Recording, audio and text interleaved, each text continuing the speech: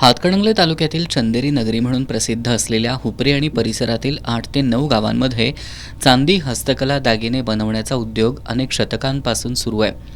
या शहराची अर्थव्यवस्था ही चांदी व्यवसायावर अवलंबून आहे. हुपरी शहर व परिसराचे चांदीच्या दागिन्यांनी संपूर्ण भारतीय बाजारपेठेमध्ये एक विश्वासाची ओळख निर्माण केली आहे.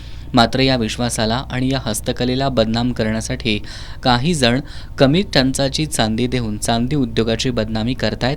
अशा बदनामी करणाऱ्या गुन्हेगारी प्रवृत्तीच्या लोकांवर कायदेशीर कडक कारवाई करावी या मागणीसाठी आज हुपरी शहर कडकडीत बंद करून धनंजय धायगुडे हे आमरण उपोषणाला बसले होते.